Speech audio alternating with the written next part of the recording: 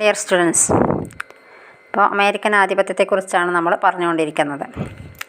ഇനി നമുക്ക് എടുക്കാനുള്ളത് hegemony, meaning and features, ആധിപത്യത്തിൻ്റെ അർത്ഥവും സവിശേഷതകളും. We can see many individuals around us who are working hard to attain power.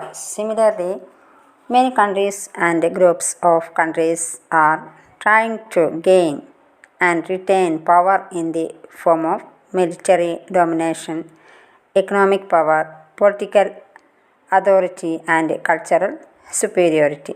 Therefore, in order to understand world politics, it is necessary to understand the distribution of power among the countries of the world. അധികാരം ലഭിക്കാൻ വേണ്ടി പ്രവർത്തിക്കുന്ന ധാരാളം വ്യക്തികളെ നമുക്കറിയാം. അതുപോലെ അധികാരം കൈയടക്കാനും നിലനിർത്താനും നിരന്തരം ശ്രമിച്ചുകൊണ്ടിരിക്കുന്ന രാജ്യങ്ങളെയും രാജ്യങ്ങളുടെ കൂട്ടുകെട്ടുകളെയും ലോകരാഷ്ട്രീയത്തിൽ നമുക്ക് കാണാൻ കഴിയും. ഈ അധികാരം പല രൂപത്തിലുണ്ട്. സൈനിക മേധാവിത്വം, സാമ്പത്തികാധികാരം, രാഷ്ട്രീയ മേധാവിത്വം, സാംസ്കാരിക മേധാവിത്വം തുടങ്ങിയ അധികാര രൂപങ്ങൾ കൈവശപ്പെടുത്താനാണ് രാജ്യങ്ങൾ ശ്രമിച്ചുകൊണ്ടിരിക്കുന്നത്. The international system dominated by a sole superpower or hyperpower is called a unipolar system. ഒരു വൻ ശക്തി മേധാവിത്വം പുലർത്തുന്ന അന്താരാഷ്ട്ര വ്യവസ്ഥയെ ഏകധ്രുവ വ്യവസ്ഥ എന്ന് വിളിക്കുന്നു. Unipolar system. The idea of pole is derived from physics. It is inappropriate to use this idea to describe the New World System. It may be more appropriate to describe an international system with only one center of power by the term hegemony. അപ്പോൾ ഭൗതികശാസ്ത്രത്തിൽ നിന്നും ഉത്ഭവിച്ച ധ്രുവം എന്ന ആശയം ഈ പുതിയ വ്യവസ്ഥയെ വിശേഷിപ്പിക്കുന്നതിന് ഒട്ടും ഉചിതമല്ല. അതിനാൽ ഒരു അധികാര കേന്ദ്രം മാത്രമുള്ള അന്താരാഷ്ട്ര വ്യവസ്ഥയെ സൂചിപ്പിക്കുന്നതിന് ആധിപത്യം എന്ന പദമാണ് കൂടുതൽ അനുയോജ്യം. The term hegemony has 3 different meanings or understandings. ആധിപത്യം എന്ന സങ്കല്പത്തിന് 3 വ്യത്യസ്ത ധാരണകൾ അഥവാ അർത്ഥതലങ്ങളുണ്ട്. അതേതൊക്കെയാണെന്ന് നോക്കാം. അതായത് അമേരിക്കൻ ആധിപത്യത്തിൻ്റെ വ്യത്യസ്ത തലങ്ങൾ ഏതൊക്കെയാണെന്ന് നോക്കാം. അല്ലെങ്കിൽ അമേരിക്കൻ ആധിപത്യത്തിൻ്റെ സ്വഭാവ സവിശേഷതകൾ എന്തൊക്കെയെന്ന് നോക്കാം. ഈ 2 രീതിയിലും ക്വസ്റ്റ്യൻ വരാം കേട്ടോ. അമേരിക്കൻ ആധിപത്യത്തിന് 3 അർത്ഥതലങ്ങളുണ്ടെന്ന് പറഞ്ഞു. 1. ഹെജിമണി ആസ് ഹാർഡ് പവർ, ആധിപത്യം മാരകശക്തി എന്ന നിലയിൽ. 2. ഹെജിമണി ആസ് സ്ട്രക്ചറൽ പവർ, ആധിപത്യം ഘടനാപരമായ ശക്തി എന്ന നിലയിൽ. 3. ഹെജിമണി ആസ് സോഫ്റ്റ് പവർ, ആധിപത്യം മൃദുല ശക്തി എന്ന നിലയിൽ. ഇനി നമുക്കിവ ഓരോന്നും എന്താണെന്ന് വിശദമായിട്ട് പരിശോധിക്കാം. ഹെജിമണി ആസ് ഹാർഡ് പവർ, ആധിപത്യം മാരകശക്തി എന്ന നിലയിൽ എന്താണെന്ന് നോക്കാം. The term hegemony is of Greek origin. It means leadership or predominance of one state over others. It was used in classical Greece to denote the dominance of Athens over other city-states. Thus, the first meaning of hegemony is related to military power. ആധിപത്യം എന്ന പദത്തിൻ്റെ ഉത്ഭവം പൗരാണിക ഗ്രീസിലാണ്. ഒരു രാഷ്ട്രത്തിൻ്റെ നേതൃത്വം അഥവാ അധീശത്വം എന്നാണ് ഈ പദം കൊണ്ട് അർത്ഥമാക്കുന്നത്. ഗ്രീസിലെ ഏഥൻസിന് മറ്റു നഗരരാഷ്ട്രങ്ങൾക്കിടയിലുണ്ടായിരുന്ന ഉയർന്ന സ്ഥാനത്തെ സൂചിപ്പിക്കുന്നതിനാണ് ഈ പദം ഉപയോഗിച്ചിരുന്നത്. Hegemony as hard power denotes the military power and dominance of countries in world politics. This concept of hegemony is most suited to America. The higher position of US in contemporary world politics is mainly based on its military force. The basis of US power lies in the superiority of its military power. ആധിപത്യം മാരകശക്തി എന്ന നിലയിൽ അതുകൊണ്ട് അർത്ഥമാക്കുന്നത് രാജ്യങ്ങളുടെ സൈനിക ശേഷിയെയാണ്. ആധിപത്യത്തെക്കുറിച്ചുള്ള ഈ സങ്കല്പം ലോകരാഷ്ട്രീയത്തിൽ ഏറ്റവും ഇണങ്ങുന്നത് അമേരിക്കക്കാണ്. അപ്പോൾ ഒരു സൈനിക ശക്തി എന്ന നിലയിൽ അമേരിക്കയ്ക്ക് ഇപ്പോഴും ഉയർന്ന സ്ഥാനം ആ രാജ്യത്തിൻ്റെ ആധിപത്യത്തെയാണ് വ്യക്തമാക്കുന്നത്. Do you remember Aisha who lost her leg in an American missile attack? It is hard power hegemony that has broken Aisha's leg. നേരത്തെ നമ്മൾ സൂചിപ്പിച്ചു ചാപ്റ്ററിൻ്റെ തുടക്കത്തിൽ അമേരിക്കയുടെ ഒരു മിസൈൽ ആക്രമണത്തിൽ കാല് നഷ്ടപ്പെട്ട ഐഷയെക്കുറിച്ച് ഓർക്കുന്നുണ്ടാവും. അമേരിക്കൻ ആധിപത്യത്തിൻ്റെ മാരകശക്തിയെയാണ് ആ പെൺകുട്ടിയുടെ കാൽ തകർത്തത്. ഈ മാരകശക്തിയുടെ ഇരകളായ അനേകം പേർ കൈകാലുകളും മറ്റും നഷ്ടപ്പെട്ട് ഇപ്പോഴും ജീവിച്ചിരിപ്പുണ്ട്. American military dominance is both absolute and relative. In absolute terms, America has the military capacity to reach any part of the world in accurate time and beat the adversaries. It also possesses the capacity to keep its army safe and secure from the dangers of war. American military dominance is also relative. No power in the world can match the strength of American military. അമേരിക്കയുടെ സൈനിക ശക്തിയോട്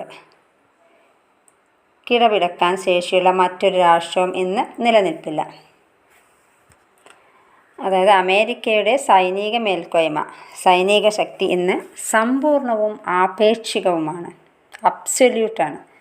സമ്പൂർണമായ അർത്ഥത്തിൽ America ലോകത്തിൻ്റെ ഏത് കോണിൽ വേണമെങ്കിലും കൃത്യമായ സമയത്ത് വേണ്ട സമയത്ത് എത്തിച്ചേരാനും പ്രതിയോഗികൾക്ക് മാരകമായ പ്രഹരമേൽപ്പിക്കാനും പ്രതിയോഗികളെ തകർക്കാനും ഉള്ള സൈനിക ശേഷിയുണ്ട്.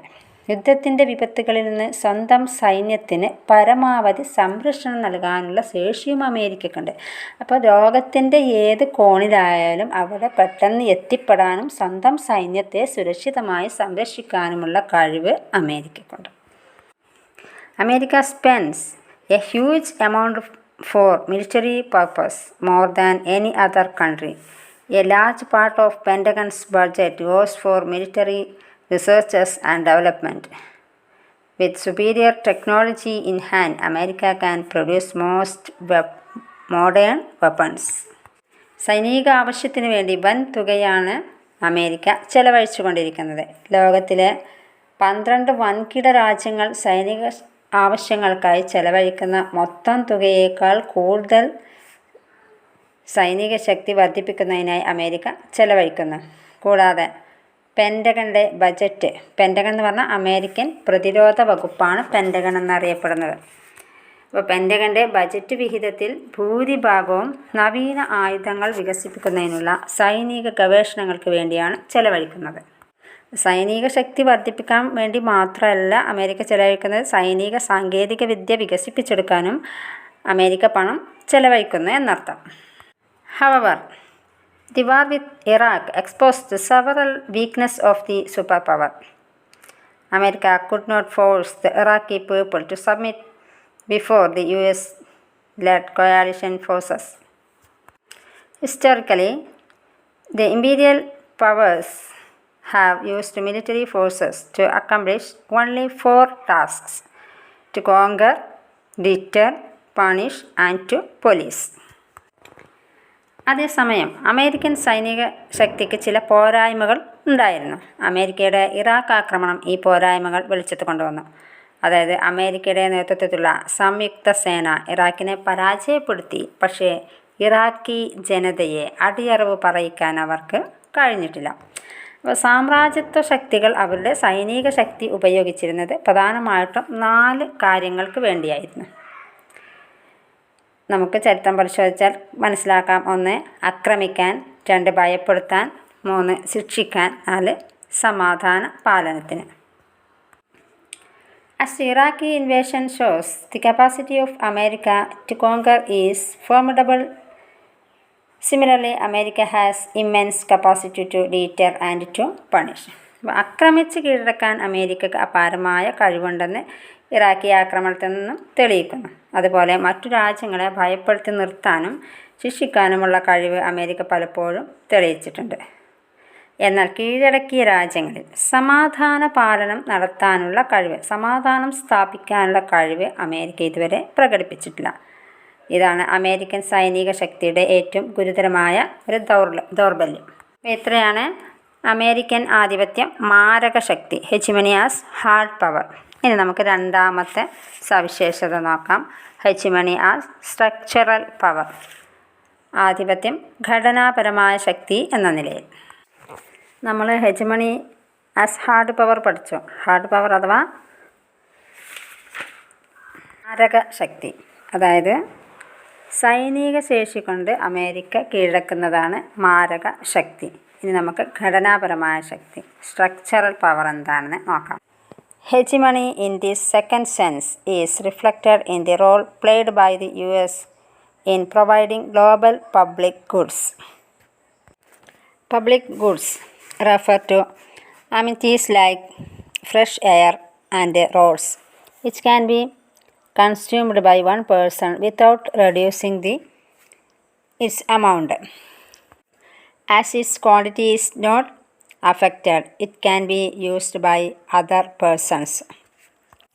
ഘടനാപരമായ ശക്തി എന്ന നിലയിൽ ആധിപത്യം. അപ്പോൾ ആധിപത്യത്തിൻ്റെ ഈ ആശയം ഒന്നാമത്തേതിൽ നിന്ന് തികച്ചും വ്യത്യസ്തമാണ്. ലോക സമ്പദ് വ്യവസ്ഥയെക്കുറിച്ചുള്ള ധാരണകളിൽ നിന്നാണ് ഈ ആശയം രൂപം കൊണ്ടിരിക്കുന്നത്. ഒരു തുറന്ന ആഗോള സമ്പദ് വ്യവസ്ഥയുടെ സൃഷ്ടിക്കും നിലനിൽപ്പിനും ഒരു ആധിപത്യ ശക്തിയുടെ പിന്തുണ ആവശ്യമാണ് എന്നതാണ് ഇതിൻ്റെ പിന്നിലെ അടിസ്ഥാനപരമായ ആശയം. ഒരു ആഗോളക്രമം നിലനിർത്തുന്നതിനാവശ്യമായ നിയമങ്ങൾ സ്ഥാപിക്കുന്നതിനുള്ള കഴിവും ആഗ്രഹവും ഒരു മേധാവിത്വ ശക്തിക്ക് ഉണ്ടായിരിക്കണം. ആഗോള പൊതുവസ്തുക്കൾ ലഭ്യമാക്കുന്നതിൽ അമേരിക്ക നിർവഹിക്കുന്ന പങ്കിൽ ആധിപത്യത്തെക്കുറിച്ചുള്ള രണ്ടാമത്തെ ആശയം നിലനിൽക്കുന്നു.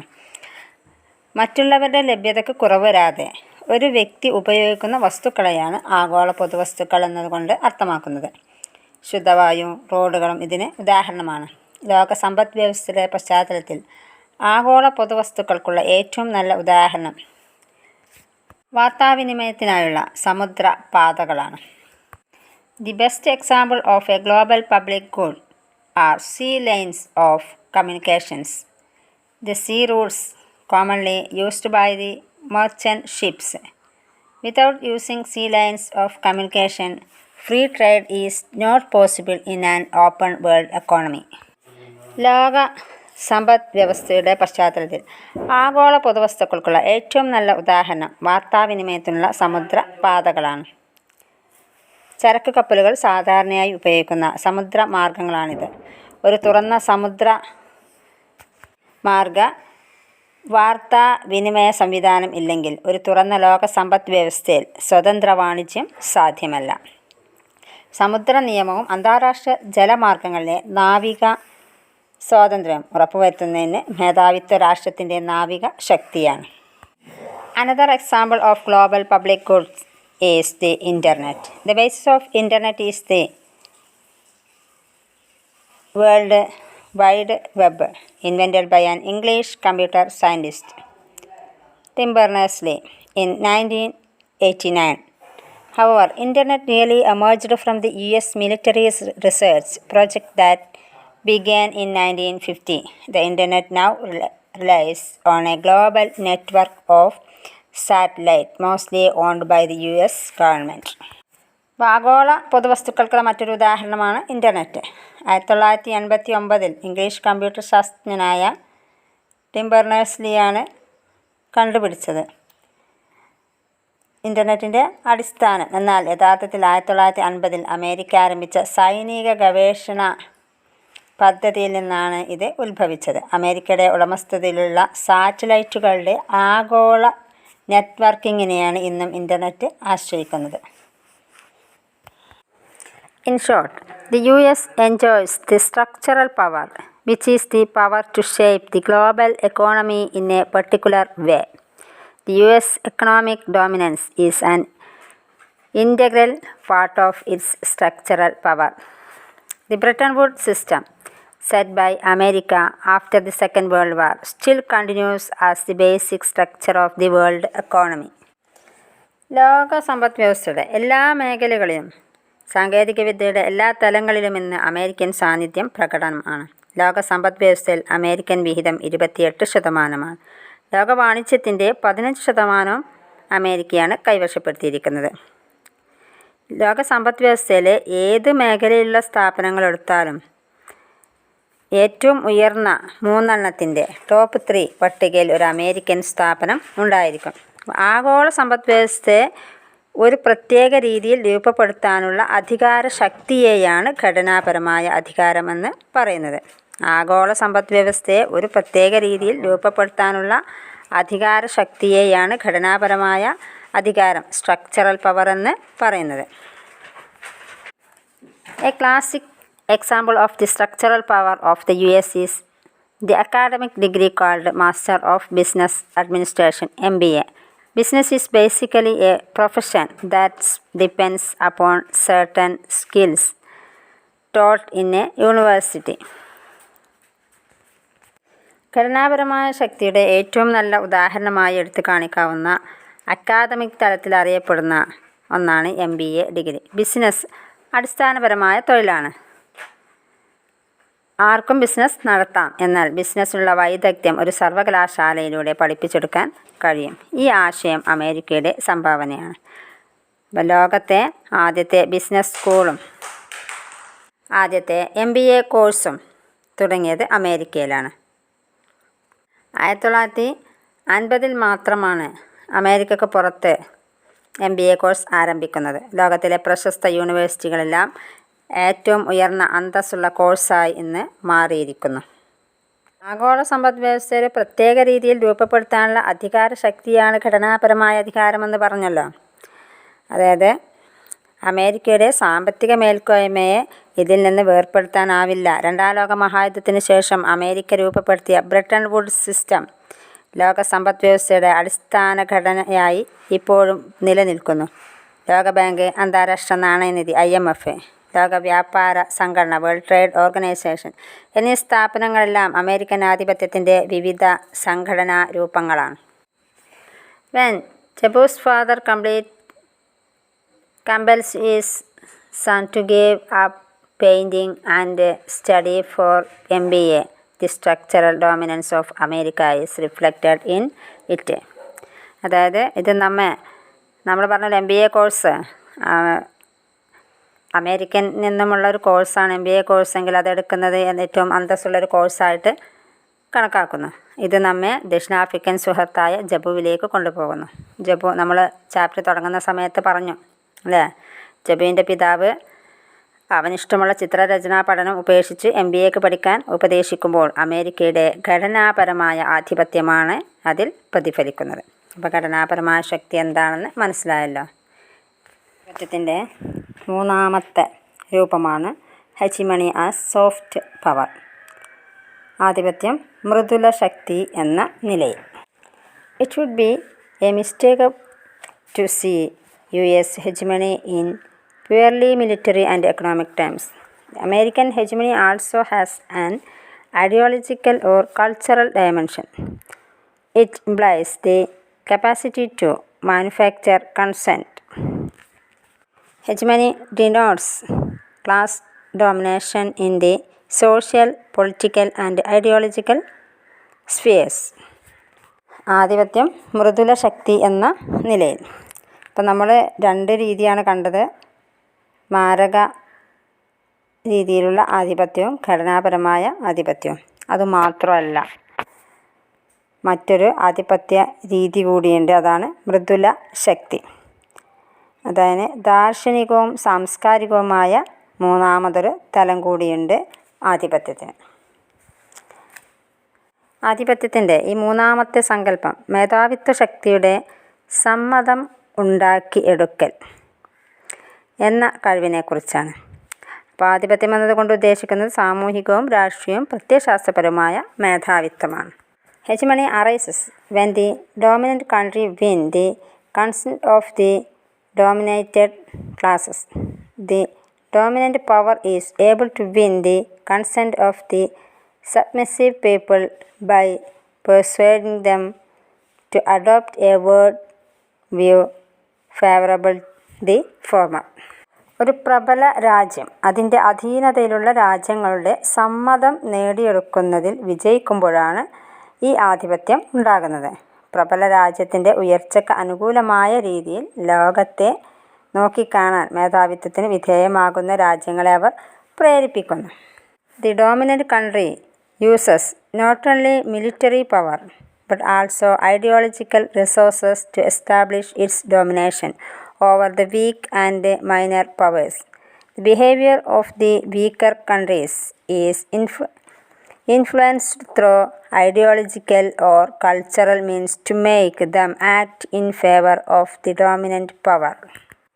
ദുർബല രാജ്യങ്ങളെയും ചെറുശക്തികളെയൊക്കെ സൈനിക ആധിപത്യം ഉപയോഗിച്ചുകൊണ്ടല്ല അമേരിക്ക മേധാവിത്വം സ്ഥാപിച്ചത്.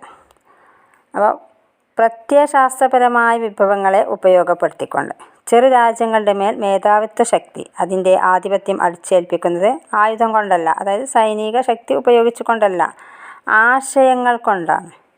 മേധാവിത്വ രാജ്യത്തിൻ്റെ താൽപ്പര്യങ്ങൾ സംരക്ഷിക്കുന്നതിന് അനുകൂലമായ വിധത്തിൽ ദുർബല രാജ്യങ്ങളുടെ സ്വഭാവത്തെ അവർ മാറ്റിയെടുക്കുന്നു.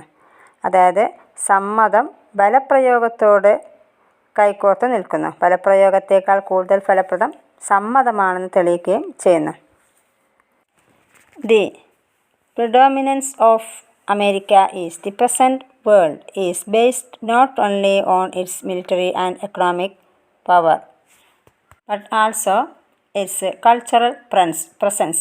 All ideas of a good life and personal success and dreams of individuals and societies all over the world are tailored in America and exported to other countries. Thus, America started a cultural conquest, infatuating the people of other countries to think and act as American wishes. അതായത് America ലോകത്താകമാനം അവരുടെ ആധിപത്യം സ്ഥാപിക്കാൻ ശ്രമിക്കുന്നത് സൈനിക സാമ്പത്തിക ശക്തി ഉപയോഗിച്ചുകൊണ്ട് മാത്രമല്ല, സാംസ്കാരിക സാന്നിധ്യം പുലർത്തിക്കൊണ്ട് കൂടിയാണ്. അതായത് എല്ലാ മേഖലകളിലും എന്ത് ചെയ്യാൻ കഴിയില്ല, സൈനിക ശേഷി ഉപയോഗിച്ചുകൊണ്ട് ആധിപത്യം സ്ഥാപിക്കാൻ സാധിക്കില്ല. പ്രത്യേകിച്ചും ദുർബല രാജ്യങ്ങളെയൊക്കെ പെട്ടെന്ന് സൈനിക ശക്തി ഉപയോഗിച്ച് കീഴ്പ്പെടുത്താൻ സാധിക്കും. പക്ഷെ അത്തരം രാജ്യങ്ങളെ എന്ത് ചെയ്യുന്നു, അവരുടെ സമ്മതം ഉണ്ടാക്കിയെടുക്കൽ, ജനങ്ങളുടെ ജീവിത സങ്കല്പങ്ങളെ, വിജയസങ്കല്പങ്ങൾ, സ്വപ്നങ്ങൾ എന്നിവയെക്കുറിച്ചുള്ള ആശയങ്ങളെല്ലാം രൂപപ്പെടുത്തുന്നത് അമേരിക്കൻ സമ്പ്രദായങ്ങളാണ്.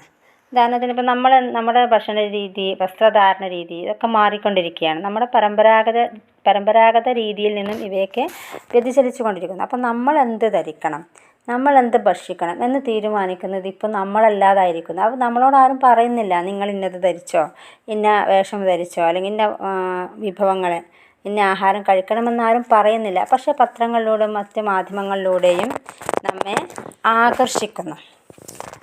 അപ്പോൾ നമ്മൾ എന്ത് ചെയ്യുന്നു, അതിലേക്ക് മാറുന്നു. അതാണ് അവരുടെ ആശയങ്ങൾ പ്രചരിപ്പിച്ചുകൊണ്ട് ആ ആശയങ്ങളിലേക്ക് നമ്മെ ആകർഷിക്കുന്നു. അപ്പോൾ നമ്മൾ എന്ത് ചെയ്യുന്നു, ആ ആധിപത്യത്തോട് യോജിക്കുന്നു. അതായത് ലോകത്തിലെ ഏറ്റവും വശീകരണ ശേഷിയുള്ളതും ശക്തമായതുമായ സംസ്കാരം അമേരിക്കൻ സംസ്കാരമാണ്. അമേരിക്കയുടെ ഈ ഗുണവിശേഷത്തെയാണ് മൃദുല ശക്തി എന്ന് പറയുന്നത്. During the called war period America found it difficult to score victories against Soviet Union by using hard power. So it used structural power and soft power and achieved some notable victories. But it was in the area of soft power the US was ultimately victorious. ശീതസമരകാലത്ത് Soviet യൂണിയനെ സൈനിക നടപടികളിലൂടെ കീഴ്പ്പെടുത്താൻ കഴിയുകയില്ലെന്ന് America മനസ്സിലാക്കി. അതിനാൽ എന്ത് ചെയ്തു, ഘടനാപരമായ ശക്തിയും മൃദുല ശക്തിയും ഉപയോഗിച്ച് സോവിയറ്റ് യൂണിയൻ്റെ മേൽ വിജയം നേടാനാണ് അമേരിക്ക ശ്രമിച്ചത്. അതിലവർ വിജയിക്കുകയും ചെയ്തു. സോവിയറ്റ് യൂണിയൻ കേന്ദ്രാസൂത്രിതമായ ഒരു ബദൽ സമ്പദ് വ്യവസ്ഥ വികസിപ്പിച്ചിരുന്നുവെങ്കിലും ശീതസമരകാലത്ത് ലോക സമ്പദ് വ്യവസ്ഥ ഒരു മുതലാളിത്ത സമ്പദ് വ്യവസ്ഥയായി തുടർന്നു. Take the example of Andre and his blue jeans. The American blue jeans became a fascination of the Soviet youth. For them, it was a symbol of liberation. Young men and women spent even their savings of 1 year to buy blue jeans from foreign tourists in the black market. Blue jeans that were not available in their own country became a symbol of good life for an entire generation. Soviet Union. The attraction created by blue jeans among the youth of Soviet Union was not a silly issue. It shows that the US was able to create a generational divide in Soviet society on the basis of a cultural product. അപ്പോൾ അമേരിക്കയുടെ ഈ ആധിപത്യം ബലപ്രയോഗത്തിന് പകരം പ്രേരണയാകുന്നതിനുള്ള ഒരു കഴിവാണ്. അപ്പോൾ ഇവിടെ നമ്മൾ നേരത്തെ ആന്ത്രയെയും അയാളുടെ നീല ജീൻസിനെയും കുറിച്ച് പറഞ്ഞിരുന്നു. അപ്പോൾ അയാളുടെ മാതാപിതാക്കളുടെ ചെറുപ്പകാലത്തെ നീല ജീൻസുകൾ സോവിയറ്റ് യൂണിയൻ്റെ യുവതലമുറയുടെ ഒരു വിമോചനത്തിൻ്റെ പ്രതീകമായിരുന്നു. ഒരു വർഷത്തെ ശമ്പളം മുഴുവൻ കൂട്ടിവെച്ചിട്ടാണെങ്കിലും യുവതീയുവാക്കൾ വിദേശ ടൂറിസ്റ്റുകളിൽ നിന്നും ഇത് കരിഞ്ചന്തയിൽ വാങ്ങിയിരുന്നു. സ്വന്തം നാട്ടിൽ ലഭ്യമല്ലാതിരുന്ന നീല ജീൻസ് സോവിയറ്റ് യൂണിയനിലെ ഒരു തലമുറക്കാകെ നല്ല ജീവിതത്തിൻ്റെ ഗുഡ് ലൈഫിൻ്റെ അടയാളമായി തീർന്നു. അതായത് സോവിയറ്റ് യൂണിയന് മേൽ സൈനികാധിപത്യം സ്ഥാപിക്കാൻ സാധിക്കില്ല എന്ന് മനസ്സിലാക്കിയ അമേരിക്ക എന്തു ചെയ്തു? അവിടെ ഘടനാപരമായ ശക്തിയും മൃദുല ശക്തിയും ഉപയോഗിച്ച് സോവിയറ്റ് യൂണിയൻ്റെ മേൽ വിജയം നേടാനാണ് ശ്രമിച്ചത്. അതവർ വിജയിക്കുകയും ചെയ്തു. അതാണ് മൃദുല അധികാരത്തിലൂടെയാണ് അമേരിക്ക അന്തിമ വിജയം കൈവരിച്ചത്. അതാണ് നീല ജീൻസുകൾ സോവിയറ്റ് യൂണിയനിൽ ഉണ്ടാക്കിയ ഭ്രമം. അത് ചെറുതൊന്നുമല്ല. അപ്പോൾ സോവിയറ്റ് സമൂഹത്തിൽ തലമുറകൾ തമ്മിൽ ഒരു വേർതിരിവുണ്ടാക്കുന്നതിൽ അമേരിക്ക വിജയിച്ചു. ഉപഭോഗ സംസ്കാരത്തിൻ്റെ പ്രലോഭനങ്ങളെ സോവിയറ്റ് യൂണിയനിലേക്ക് വിട്ടുകൊണ്ടാണ് അമേരിക്ക ഈ വിജയം കൈവരിച്ചത്. അപ്പോൾ ഇത്രയാണ് അമേരിക്കൻ ആധിപത്യത്തിൻ്റെ സ്വഭാവ സവിശേഷതകൾ. 3 പറഞ്ഞു. ഒന്ന് ഹാർഡ് പവർ അഥവാ മാരകശക്തി. മാരകശക്തി എന്ന് പറഞ്ഞാൽ സൈനിക ശേഷി ഉപയോഗിച്ചുകൊണ്ട് അമേരിക്ക ആധിപത്യം സ്ഥാപിക്കുന്നത്. രണ്ടാമത്തത് സ്ട്രക്ചറൽ പവർ, ഘടനാപരമായ ശക്തി. അതായത് ആഗോള സമ്പദ് വ്യവസ്ഥയുടെ നിയന്ത്രണത്തിലൂടെ അമേരിക്ക ആധിപത്യം സ്ഥാപിക്കുന്നത്. മൂന്നാമത്തതാണ് മൃദുല ശക്തി, സോഫ്റ്റ് പവർ. അതായത് സമ്മതം ഉണ്ടാക്കിയെടുക്കുക. എന്ത് ചെയ്യുന്നു? നമ്മൾ അമേരിക്കൻ ആധിപത്യത്തെ അല്ലെങ്കിൽ അവരെ ആശയങ്ങൾ പ്രചരിപ്പിച്ചുകൊണ്ട് ആ ആശയങ്ങളിലേക്ക് മറ്റുള്ളവരെ എന്ത് ചെയ്യുന്നു? അവർ ആകർഷിക്കുന്നു. അപ്പോൾ അവിടെ അടിച്ചേൽപ്പിക്കുന്നില്ല. നമ്മൾ സ്വമേധയാ ആശയങ്ങൾ സ്വീകരിക്കുകയും അതിനെ ആധിപത്യത്തിന് കീഴിലേക്ക് വരികയും ചെയ്യുന്നു. ഇതാണ് അമേരിക്കൻ ആധിപത്യത്തിൻ്റെ 3 സ്വഭാവ സവിശേഷതകൾ. ശരി, ഓക്കെ.